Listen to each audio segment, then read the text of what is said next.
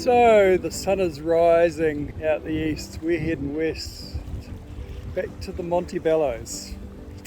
I got up at about 2:30 this morning and got going, motored out of the harbour, set the sail, or set the main in the Genoa, and we tootled out of there about 4 or 5 knots. It was kind of close hauled for a while. It's swung around now and I've been able to put up Miss Robina. So we're tickling along at a nice old pace. We've got about 5, 6, 7 knots apparent wind, and we have got about 60 miles to go from this point. So all going well, we should make our destination by the end of today. That's my target. I'll start the motors if I have to, if it means we get to the anchorage before day sets. And it's lovely. It's lovely. I'm feeling a little bit weary, I have to say, but I think it's going to be a lovely day sail, hopefully. Saddest thing about this day is we're departing from Zatara. After umming and ahhing for ages about what we were going to do, would we stay in Australia, would we go to the Maldives with Zatara, and we'd make a decision and then we'd change our minds, and then we're really bad at making up our minds. One minute it would be yes, we're going, and next minute no, we're staying, and then we'd flip-flop throughout the day. And then yesterday we said nope, we're going to stay. Saying goodbye to Zatara last night was not easy. Oh my goodness. That was really sad. The boys have got on super well together and it's been lots of fun travelling with them. There were tears. The boys, there were tears. Ivan, and in particular Finn. It was so lovely to see, I have to say. It was really touching. Touched the heart, it did, and made us feel, oh man, and they want us to go to the Maldives and saying, come to the Maldives. Keith says, why are you staying? Your reason for staying was to see Finn, and now Finn can't get into Western Australia. Western Australia have closed their borders and will not be opening them again until the year 2022. So Maldives have got open borders, anybody can get in there. I have to admit, we are actually reconsidering our position. Lots to think about. Save me, I'm sinking low, I'm holding on to all that's left. Come in close, don't let me go. One thing that I'm not going to miss about Dampier for sure is the iron ore dust that completely cakes the boat. I've been trying to get rid of it. Oh my goodness, it's a big job. It's got into everything. It's on the windows, it's on the deck, it's on the bimini, it's everywhere. It's a nightmare. And look at him go. Oh! Where's the water to clean the deck with, Ivan? I don't know. Ivan, see, what are we going to clean the deck with? Yeah, but you don't like it when we clean it with salt water. Well, You say there's water around, but you don't like it if you use salt water because apparently it's going to make it salty. yeah. And you don't want to. We wouldn't use fresh water, I thought. No, that's right. You're doing a great job though. Just wanted to commend you on your efforts. On here comes oh, that's the bum shot. That's the bum shot, people. Thank you for that, Declan. Depending on where your eyes were focused, you may or may not have noticed that Declan has had his hair cut. Tired of having his long locks getting in his way, he and Rob took a trip to nearby Karratha, where Declan had the luxury of visiting a local barber. A barber who just happened to be playing some vintage cruising Kiwis for the benefit of his waiting customers. And here he is. Products. Will you look at that? It's so much shorter. Yeah, It's crazy so much. crazy short. But it feels nicer. Like I feel lighter, and Really? I don't have to manage it. as much. So you, Rob and I had earlier taken a quick drive to visit the Julawalu Aboriginal Art Group in Roebourne. Art is known to contribute to better health, well-being and confidence. Through art, the Yindjibarndi people tell their stories and preserve their culture, laws and language. Did you know that the Aboriginal culture is the longest surviving culture in the world, and it's rich in behaviours and spiritual learnings that provide practical skills and knowledge in survival, which is why when you buy a bit of Aboriginal art, you're not only getting art, you're getting a bit of anthropology as well.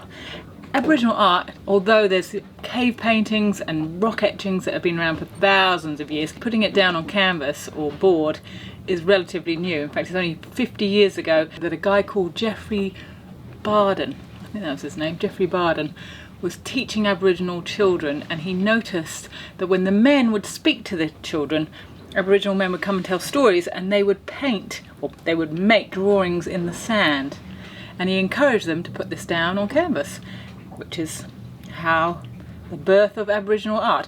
And Robert and I, or the Hamill family in general, became owners of some Aboriginal art today.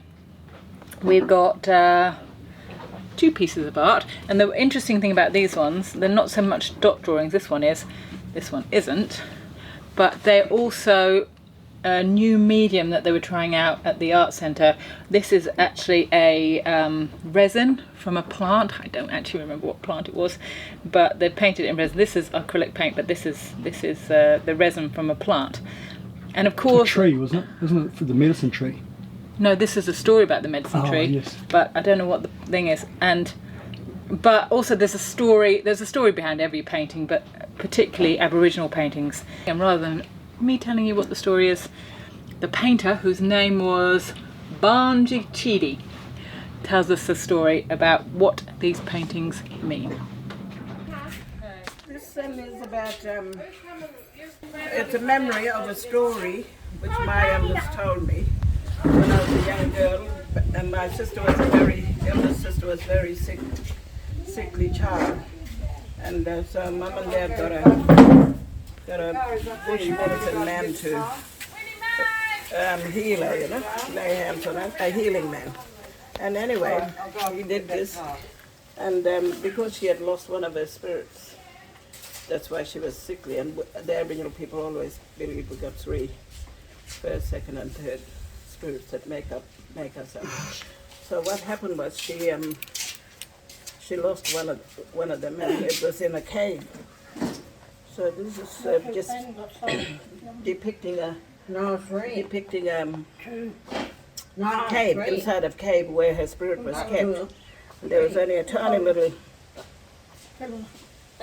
outlet or bit of sunlight that was coming through here, and the medicine healing man, he was traveling all over the country to look for her spirit, and then he heard this child crying, and then he went to the cave. That's where she was, her spirit.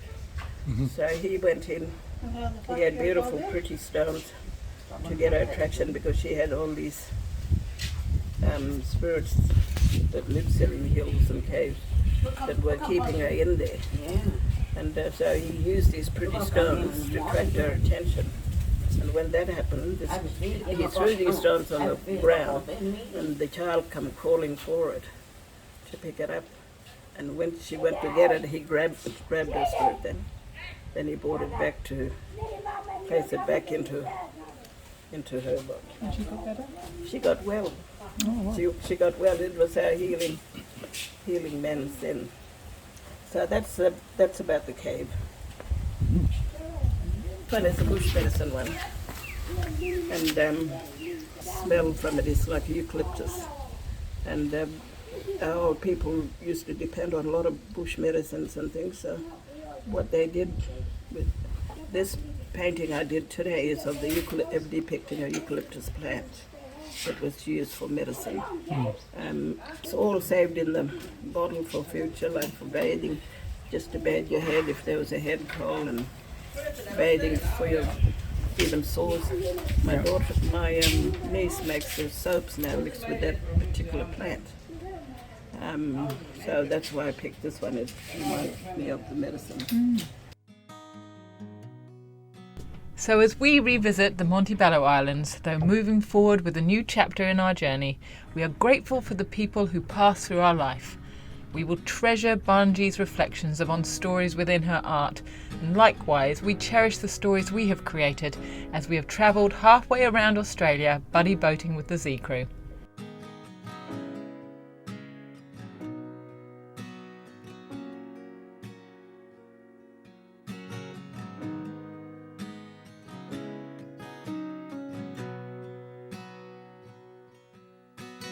I think he's very close. I think he's very, very...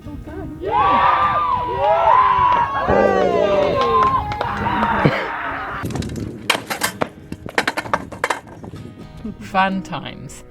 Fair winds and following seas, friends. Until we meet again.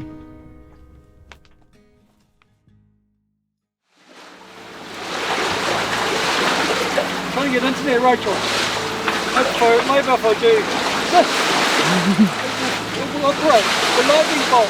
Honestly, I could watch these guys work all day, but mate, I'm going to go have a cup of tea. Tea is where it's at, I reckon. A cup of tea never goes astray. Never a bad time for a cup of tea. The day is not complete without a cup of tea. If we're talking about people missing patches, Jackson, you've missed the side here. They can fight over their missing patches. I'm happy with my cup of tea. Yeah, good. If you enjoyed this episode, please comment, give us a thumbs up, and best of all, share it. It helps us heaps.